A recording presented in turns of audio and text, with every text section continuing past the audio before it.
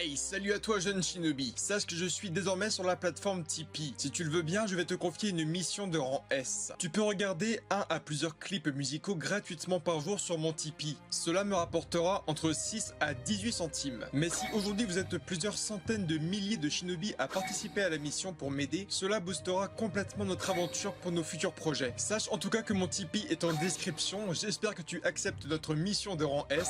Je compte sur toi et bonne vidéo. À bientôt.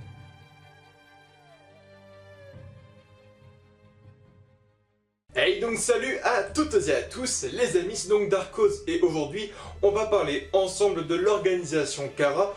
Pour ceux qui regardent uniquement et seulement l'animé, il va y avoir aujourd'hui dans cette vidéo beaucoup de spoil parce qu'on parle aujourd'hui donc de l'organisation méchante de la série Boruto. Donc tu l'as compris, dans Naruto et Naruto Shippuden tu avais l'Akatsuki et dans Boruto tu as l'organisation Kara.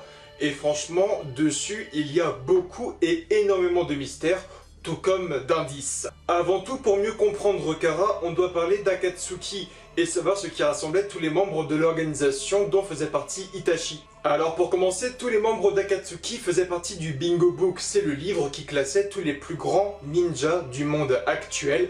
Donc tu avais Itachi, Kisame, Kakuzu, Hidan, voilà.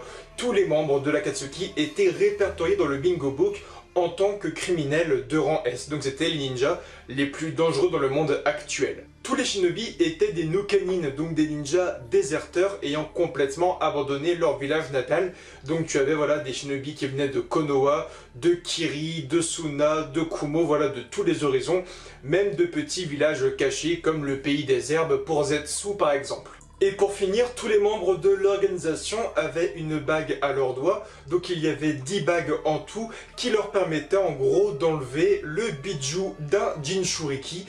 Et donc voilà, tous les membres étaient des nukenin dans le Bingo Book, avaient une bague et surtout du vernis aux pieds et aux mains. Ouais. Le nom, lui, d'Akatsuki était donc une référence directe à la lune et donc à leur projet, donc œil de lune, pour lancer un jour le Tsukuyomi infini pour contrôler les 5 nations et le monde entier, les lançant dans un genjutsu parfait et éternel. Un projet qui n'était pas vraiment débile puisque avec le Tsukuyomi infini, tous les shinobi étaient lancés dans leur rêve parfait. Donc ça veut dire que tous les shinobi étaient dans un genjutsu pour la vie et dans ce fameux genjutsu, ils vivaient leur rêve parfait, leur vie parfaite. Donc, c'est un peu con que Sasuke et Naruto aient mis fin à Tsukuyomi parce que tout le monde vivait leur vie parfaite alors que dans le monde actuel, ils ne la vivent pas toutes et tous quoi. Donc c'est un peu con. Bref, maintenant on parle de l'organisation Kara. On sait pour l'instant très peu de choses sur eux, mais des choses du moins assez intéressantes pour pouvoir parler aujourd'hui d'eux. Alors pour commencer, Kara veut dire coquille, et donc tu vas directement lier la coquille au coquillage, et donc la coquille et le coquillage sont des choses protégeant un même sujet. Pour te faire plaisir, je prends donc l'exemple, je ne sais pas, de la coquille Saint-Jacques si tu veux. Donc il y a une coquille protégeant, voilà, le vrai être vivant, la chose parfaite. Et donc la coquille, le coquillage n'est qu'une préface. Donc on suppose avec Pro-Psycho 4 par exemple, que Kara, la coquille, n'est qu'une préface du vrai visage de l'organisation, révélant un jour une deuxième organisation, un vrai noyau dur. Dans le chapitre 31, on parle même donc de Delta, qui fait donc partie du noyau dur de l'organisation. Alors pour l'instant ça s'avère plutôt vrai, oui, Kara est un coquillage protégeant une chose, qui est sûrement le réceptacle. Tout ce que l'on sait pour l'instant, c'est que les membres de l'organisation ont tatoué un chiffre sur leur visage ou sur leur corps, reflétant leur place dans l'organisation. Pour l'instant, tu as Delta qui est le numéro 1, nous avons je pense Kashin Koji numéro 2 avec les 2 traits qu'il a sous les yeux, le grand barbu en numéro 3, nous avons Jigen en numéro 4, donc Jigen est le chef de l'organisation et il porte le numéro 4, donc je ne sais pas pourquoi il est au milieu de l'organisation. Et donc ensuite il y a un peu des gros trous parce qu'on va retrouver directement Kawaki en tant que numéro 9. Et j'avais également oublié le papy, donc en numéro 5, qui est mort par Kashin Koji. Donc on a le numéro 6, 7 et 8 qui sont complètement étrangers pour l'instant, mais on n'oublie pas l'homme à la capuche qui était aussi avec le petit groupe de Kara qui doit porter le numéro 6, 7 ou 8. On pourrait également se dire que Amado, Ao ou Garo pourraient bel et bien faire partie donc de l'organisation et donc porter eux aussi un chiffre, sauf que Amado est un peu externe à Kara parce qu'il est vraiment scientifique dans l'organisation et Ao et Garo sont des membres externes, donc ils n'ont pas de tatouage sur leur corps. Et même si Garo et Ao devaient en avoir un, avant de mourir, on aurait vu le tatouage des deux. Donc là, on comprend que les tatouages sont seulement avec les membres internes, et bien sûr, il y a 2 membres encore manquants avec les fameux tatouages. Et on ne sait pas s'il y aurait peut-être un 10e membre derrière. Comme je vous l'ai dit, donc l'organisation Kara a des membres internes et externes, et d'après le chapitre 31, dans les membres internes, il y a un noyau dur, donc vraiment les gens qui ont créé l'organisation, qui sont vraiment un peu les dirigeants de l'organisation, comme Delta, Jigen ou Kashin Koji selon moi. Alors oui, il y a beaucoup de questions à se poser, mais on va surtout parler donc de l'un des autres membres de Kara encore inconnu, qu'on n'a encore jamais vu, et là c'est 100% théorique, c'est un 2e réceptacle. On a donc vu par le passé, via les anciens chapitres, que Kawaki a été acheté par Jigen à son père, et donc c'est un enfant qui a été retiré de sa famille où il vivait très mal, et donc Jigen l'a accueilli en tant que père, et Jigen a fait des expériences sur Kawaki et d'autres enfants pour leur transmettre le fameux Kama. Donc là, il y a beaucoup et énormément d'enfants qui sont morts, et alors qu'il restait plus que 2 enfants en vie, on a testé une nouvelle expérimentation, un nouveau test de Kama sur un nouvel enfant. Cet enfant était Kawaki, et ça a marché, Kawaki a résisté, et Kawaki détient maintenant le Kama. Donc il y a sûrement des dizaines, cinquantaines, centaines d'enfants qui sont morts avant que le sujet marche enfin sur Kawaki.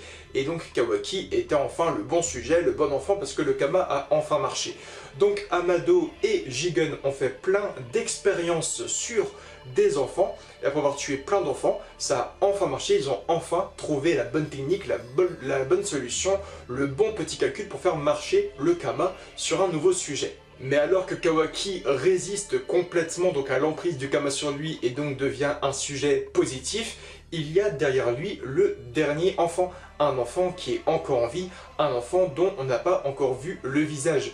Mais alors que Amado et Jigen avaient la bonne solution, trouvé le bon calcul pour réussir selon moi le Kama sur un enfant et un réceptacle, on peut donc comprendre que l'enfant qui suivait notre jeune Kawaki a lui aussi résisté sûrement au Kama, et donc il est sûrement encore en vie et membre de l'organisation. Donc je le dis, cet enfant on ne l'a absolument jamais vu, c'est juste incroyable d'ailleurs parce que oui, Kawaki a fait des tests sur plusieurs enfants, on en a vu des enfants mourir, on a vu Kawaki en ressortir, mais il y avait un enfant derrière Kawaki qui allait suivre lui aussi pour les tests, et on n'a pas su la suite si l'enfant était mort, mais selon moi, voilà, c'était vraiment un procédé que Amado et que Jigen faisaient via le Kama, via le pouvoir de Jigen, via la transmission de ce pouvoir divin.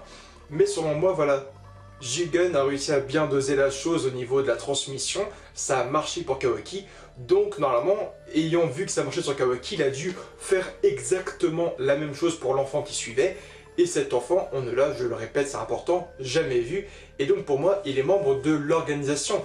Et donc ça veut dire que là où on a Boruto et Kawaki qui possèdent tous les deux le Kama et donc qui rentrent tous les deux en résonance, il y a au milieu un 3e sujet qui lui possède également un Kama.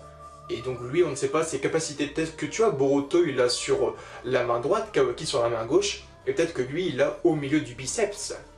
C'est possible. Et peut-être que par ce biais, Boruto représenterait une sorte de yin, Kawaki le yang, et ce 3e enfant une sorte de frontière entre la résonance. Et même en prenant cet enfant dans l'organisation, il manque aujourd'hui un dernier membre à l'organisation Kara, et ça pourrait bel et bien être un membre d'Otsutsuki. J'entends par là qu'on sait aujourd'hui que l'organisation Kara est en lien avec Otsutsuki, et que les 2 clans, Otsutsuki et Kara, agissent ensemble sur certains plans. On voit que par exemple, on avait Kashin Koji ou Jigen qui connaissaient Momoshiki, même le vieux, le numéro 5, connaissait Momoshiki et Kinshiki. Donc ils se sont quand même à plusieurs reprises croisés au point de vue des organisations, pourquoi pas des réunions et de certains plans sur le Kama. Alors oui, il y a plusieurs questions, comment ils rentrent en résonance et tout, et donc moi je me suis dit peut-être qu'il y a un membre de Otsutsuki au sein de Kara. Et donc comment j'ai pensé à ça? C'est très simple, c'est tout simplement avec le fait de Kabuto. Kabuto donc était le bras droit de Orochimaru, l'élève de Orochimaru, et au final Kabuto faisait partie du village de Oto. Sauf que pendant plusieurs mois et années, Kabuto faisait aussi partie indirectement en tant que membre externe à l'Akatsuki, parce qu'il était aussi l'espion de Sasori du village de Suna. Et donc voilà, on avait vraiment un Akatsuki qui était un peu en lien avec Orochimaru et tout, ils avaient gardé un lien, et donc la chose qui unissait, qui faisait un peu le lien entre Akatsuki et Oto, bah c'était Kabuto. Et donc là j'ai un peu le même schéma qui apparaît entre Kara et Otsutsuki, il y aurait un membre qui va un peu à droite à gauche, qui fait un peu le lien entre les deux clans, les deux familles, et donc ce serait un membre d'Otsutsuki. En tout cas, vous l'avez compris, il y a également beaucoup de liens aussi avec le côté un peu mecha et outil ninja, car selon moi, on a eu un crapaud géant mecha qui est apparu, le numéro 5 avait un œil complètement mort, il avait une jambe de bois, Kashin Koji semble avoir certaines parties selon moi un peu métalliques, selon moi on a vraiment une delta qui est à 70% robotique et outil ninja. On avait un AO qui était complètement refait, Garo avec une mâchoire en acier. Alors oui, même si ils ont chacun un numéro sur leur visage, ils ont chacun un petit lien et tout, je pense également que chaque membre de Kara a une partie de son corps fait en outil ninja scientifique. En tout cas, on verra plus avec le temps, et ça se trouve, je me trompe complètement, et il n'y a absolument pas, en fait, de troisième enfant, hormis Boruto et Kawaki, et ça se trouve, le dernier sujet est lui aussi complètement mort, mais je ne pense pas. En tout cas, on verra avec le temps comment ça va progresser sur ce petit schéma.